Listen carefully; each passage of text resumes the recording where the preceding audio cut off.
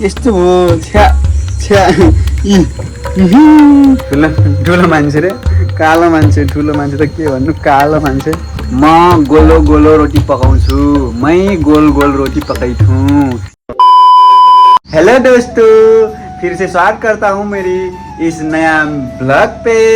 तो अभी किन यार हिंदी त्यति मात्र हो कि त्यति इन्ट्रो मात्र हो अनि बिचमा ग्याप पालिदिने हो हिन्दी त्यति हो हिन्दी मात्र अहिले म बिर्सिरहेको थिएँ ब्लग स्टार्ट गर्न अहिले फेरि भिडियो त हाल्नु पर्यो नि है ब्लग त हाल्नु पर्यो नि यार एक दिन ग्याप गरेर हाल्छु म भिडियो अब अहिले चाहिँ म जहाँ गएको थिएँ जहाँ लाग्छु छु अब आफ्नो काममा ग्यारेजमा ओहो मेरो स्कुटी रेडी छ अब लाग्छु म ग्यारेजतिर आज दिनभरि मेरो ग्यारेजतिर आज ग्यारेजमा बसेर म के गर्छु ल म के गर्छु देखाउँछु है के सिकाउँछु म के सिकाउँछु यहाँ सबैजनालाई ल त्योभन्दा पहिला हामी अब खानुपर्ने हुन्छ के तरबुज भन्छ क्या हो खरबुजा भन्छ कि तरबुज भन्छ तरबुज गाइस तरबुज यहाँ देखाउँछु हजुरलाई यता ओहो फ्रिजमा ओ यताउति के छ म चिसो आयो यार ओहो चिसो आयो एउटा यो लगम एउटा यो खानेकुरा लगम अनि अर्को खरबुजा यता काट्नु पर्यो यार काटेकै छैन अनि अर्को कुरा गाइड के अरे जसले मलाई यता टिकटकतिरदेखि आएर युट्युबमा हेर्नुहुन्छ उहाँहरूलाई सबैलाई थ्याङ्क यू सो मच अनि सब्सक्राइब गर्नुभएको छैन अझैसम्म भने गर्नु होला मलाई टिकटकदेखि नै युट्युबतिर सपोर्ट मिलेको जस्तो लाग्छ 340 सब्सक्राइबर भनेपछि त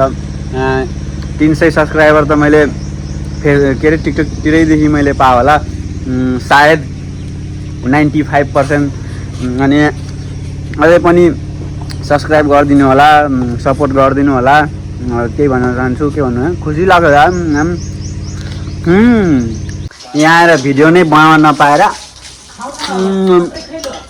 अहिले चाहिँ आप खाइरहेको छु म आएदेखि बिजीको बिजी अटो बनाउँदै आबै अघिसम्म बिजी थिएँ म फोन नै चलाउन पाएको थिएन बल्ल चलाउँदैछु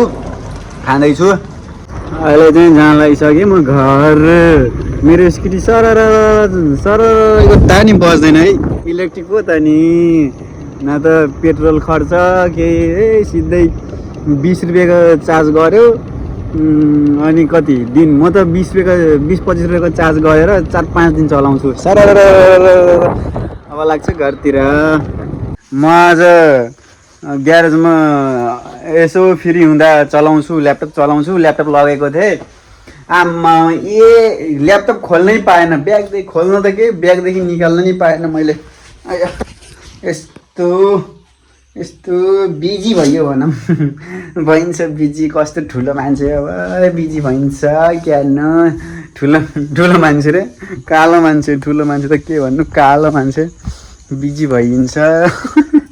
म चाहिँ अब नुहाइसकेँ अब म चाहिँ पिठो मुछ्नु पर्ने हुन्छ किनभने पिठो मुछ्नु भन्दा अगाडि होइन पहिला पिठो मुछिसकेपछि आगो बालिसकेपछि ग्यासमा पकायो भने त ग्यास सकिन्छ नि त्यही भएर आगोमा पकाउने हो मम्मीलाई भने पिठो मुछिदिनु तर मेरो मम्मीले आफै मुछ खुबै रोटी पकाउन हिँड्छस् त आफै मुछ्ने आफै पकाउने भन्नुहुन्छ म फ्रिजमा हेर्छु है के छ फ्रिजमा ओहो खरबुजा रहेछ खरबुजा भन्छ कि तरबुजा ओहो मैले यो भेटेँ अब पहिला यो खान्छु म अनि पिठो मुछ्छु म आगो नि बाल्नु छ अनि अहिले के अरे त्यो चल्दैछ के अरे वर्ल्ड कप चल्दैछ वर्ल्ड कप नि हेर्न पाइएको छैन राति वर्ल्ड कप हुन्छ 12 बजे 1 बजेतिर अनि कहाँदेखि हेर्नु यार ओहो झन् ओखो भोलि होइन आज राति अनि कति 4 बजेतिर ब्राजिलको चाहिँ हेरिङ छ किनभने नेमारको त्यो म कसैको नि त्यो डाई हार्टवाला फ्यान त होइन जस मलाई मनपर्ने रोनाल्डो एम्बाप्पे नेमार मेस्सी ल पहिलो सुरुमा रोनाल्डो अनि के अरे एम्बाप्पे अनि के अरे नेमार अनि मेस्सी अरूलाई त चिन्दिनँ म के नाम छ त के हो यार अरूलाई त चिन्दिनँ म। अनि आफ्नो च्यानलमा यो के अरे राम्ररी नेपाली बोल्न हुन्न लगभग 85-90% आउँछ नेपाली बोल्न। अनि अब थारू बोल्न सिकाउने त्यो खोलिदिउँ क्या यार थारू बोल्न सिकाउने ब्लग के म थारू बोल्न सिकाउँछु के अरे आफ्नो च्यानलमा ल अब म एकछिन पछि रोटी पकाउँछु ल्याऊ म एकछिन पछि रोटी पकाएँ यस्तै यस्तै होइन यी हो मतलब यो चिसो चिसो होइन चम्फा यो चम्फावाला चिसो हो यी चम्फावाला चिसो हो एउटै भयो है यो त लगभग 95% मिल्यो है यो त यो चम्फावाला चिसो हो यी चम्फावाला चिसो हो 90% मिल्यो यार 90-95% मिल्दो रहेछ यार अलिअलि त कुनै कुनै मिल्दो रहेछ थारू र पहाडी मिल्ने रहेछ। म गोलो गोलो रोटी पकाउँछु मै गोल गोल रोटी पकाइछु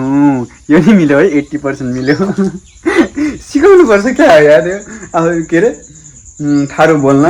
मेरो मम्मी यहाँ सुनिरहनु भयो यार के निकाल्नु तेल निकालिराख्नु भयो मेरो मम्मी तेल निकालिराख्नु भएको छ मोर मम्मी तेल निकाल त राम्रो छ नि है सिकाम यहाँ फेरि मेरो यहाँ भिडियो हेर्ने मान्छे लगभग 90-95% त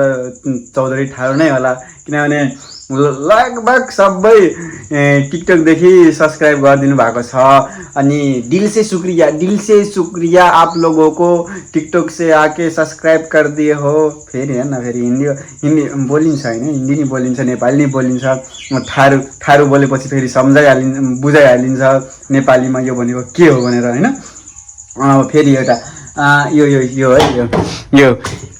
यो हिजोको रोटी हो अहिले कक्रक्क परेको छ फेरि है यसलाई थारूमा यी कालिक रोटी हो खप्यार हुइगिल बा ए भगवान यस्तो नि हुन्छ यो हिजो पकाएको रोटी जल्यो यी कालिक पकाल रोटी जर्गिल म सिकाउँछु है म सिकाउँछु थारू बोल्न सिकाउँछु के अरे थारू बोल्न सिकाउँछु यहाँ अरूले नि सब्सक्राइब गर्नु होला है के अरे पहाडीहरूले थारू अलिअलि थारू बोल्ने अलिअलि बुझ्ने मतलब थारू चौधरी के अरे साथीहरू भएको अथवा थारू समाज मन पराउने के यार के मेरो मम्मीले नि नेपाली बोल्न हुन्न अलिअलि आउँछ मेरो मम्मीले नेपाली बोल्न थाल्नुभयो भने बिस्तारै बोल्नुहुन्छ कि अरू बेला चौधरी त बा यस्तो बोल्नुहुन्छ नि तर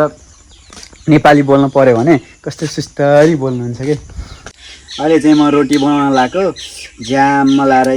यस्तो नि बनाइसकेँ मैले दामी गोलो बनाइदिन्छु नि म अहिलेको यो यस्तो आएको होला यार अहिलेको यो मेरो जेनेरेसनको केटीहरूलाई म च्यालेन्ज दिन्छु होइन च्यालेन्ज त दिन्न अब केटी भनेको केटी नै हुन्छ होइन तर धेरै केटीहरू हुन्छ होइन अहिलेको जेनेरेसनको मेरो जेनेरेसनको रोटी बनाउन आउन्न के म त यस्तो गोलो गोलो बनाइदिन्छु कस्तो लाम्चो बनिरहेको यस्तो बनिरहेको ल यस्तो आउँछ मलाई आउँछ गोलो बनाउन गोलो गोलो गोलो गोलो गोलो गोलो गोलो गोलो गोलो यस्तो हो छ्या